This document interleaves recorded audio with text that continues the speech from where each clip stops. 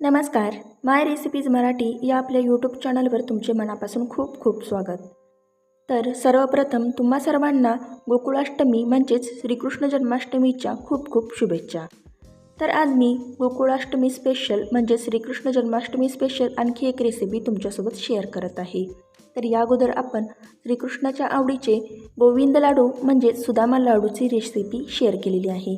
तर आज आपण गोकुळाष्टमी स्पेशल खास असा एक प्रसाद बनवला जातो, तो प्रसाद म्हणजेच सुंटवडा. तर आज आपण सुंटवडा बनवणार आहोत. तर बऱ्याच ठिकाणी घरोघरी किंवा मंदिरामध्ये देखील बाळकृष्णासाठी खास असा हा प्रसाद बनवला जातो. तर या श्रीकृष्ण जन्माष्टमीच्या दिवशी पाळणा बांधून श्रीकृष्णाची पूजा वगैरे केली जाते आणि त्यासाठी हा प्रसाद देखील बनवला जातो आणि बाळकृष्णाला हा प्रसाद खूपच प्रिय आहे. तर हा प्रसाद मंदिरामध्ये देखील अर्पण करून तेथे आलेल्या भाविकांना हा प्रसाद वाटला जातो. आमच्याकडेही हा सुंटवड्याचा प्रसाद आवर्जून बनवला जातो. तर हा प्रसाद उपवासासाठी देखील चालतो. तर हा प्रसाद साधारण 15 दिवसापर्यंत आरामात टिकतो देखील. तर आमच्याकडे ज्या पद्धतीने मंदिरामध्ये किंवा घरोघरी हा सुंटवड्याचा प्रसाद गोकुळाष्टमीसाठी बनवला जातो तीच रेसिपी आज मी तुमच्यासोबत शेअर करत आहे. तर त्यासाठी आपल्याला अगदी मोजकेच साहित्य लागणार आहे. तर त्यासाठी लागणार आहे 1 वाटी सुक्या खोबऱ्याचा किस, अर्धी वाटी खारीक. इथे मी खारीकचे बारीक तुकडे करून घेतलेले आहेत आणि त्यातील बी देखील काढून टाकलेले आहे. सोबतच यामध्ये अर्धी वाटी साखर, 2 चमचे सुंठ आणि 2 विलायची. तर इथे मी सुंठ थोडीशी ठेचून घेतलेली आहे जेणेकरून ती मिक्सरमधून फिरवताना सोयीस्कर होईल. तर इथे आपल्याला साहित्याचे कोणतेही मोजमाप घ्यायचे नाही. तर इथे या साहित्यापैकी कोणतेही साहित्य तुम्ही कमी जास्त घेऊ शकता.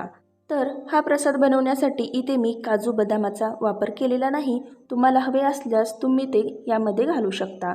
परंतु आमच्याकडे ज्या पारंपरिक पद्धतीने हा गोकुळाष्टमीचा सुंटवड्याचा प्रसाद बनवला जातो तीच रेसिपी मी तुमच्यासोबत शेअर करत आहे. तर आता मिक्सरच्या एका भांड्यामध्ये हे सर्व साहित्य घालावे. तर इथे आपल्याला विलायची सोलून घालायची आहे म्हणजे त्याची टरफले वेगळी होतात. तर इथे मी दोन्ही विलायची सोलून या प्रसादामध्ये घातलेली आहे. तर सर्वात शेवटी साखर घालून आता मिक्सरमधून हे सर्व साहित्य थोडेसे बारीक वाटून घ्यायचे आहे. तर अगदीच बारीक पावडर करायची नाही, तर थोडेसे ओबडधोबडच आपल्याला हे सर्व साहित्य वाटून घ्यायचे आहे. इथे व्हिडिओमध्ये तुम्ही पाहू शकता अशा प्रकारे हा प्रसाद थोडासा ओबडधोबड असा वाटून घेतला आहे. तर अशा प्रकारे गोकुळाष्टमीसाठी खास असा सुंटवड्याचा प्रसाद तयार झालेला आहे. तर आमच्याकडे हा प्रसाद गोकुळाष्टमी म्हणजे श्रीकृष्ण जन्माष्टमीच्या दिवशी खास आवर्जून बनवला जातो. तर श्रीकृष्णाला पाळण्यामध्ये घालून पाळणे गायले जातात आणि पूजा अर्चा वगैरे केली जाते आणि नंतर हा प्रसाद श्रीकृष्णाला अगोदर देऊन नंतर तो सर्वांना वाटला जातो. तर हा प्रसाद हवाबंद डब्यात भरून ठेवल्यास तो 15 दिवसापर्यंत आरामात टिकतो देखील. तर बाळकृष्णासाठी बनवलेला हा सुंटवड्याचा प्रसाद अतिशय पौष्टिक आहे, त्यामुळे तो लहान मुलांना तर फायदेशीरच ठरतो. तुम्हाला जर ही रेसिपी आवडली असेल तर लाईक आणि शेअर करा. चॅनलवर नवीन असाल तर सबस्क्राईब करा. धन्यवाद.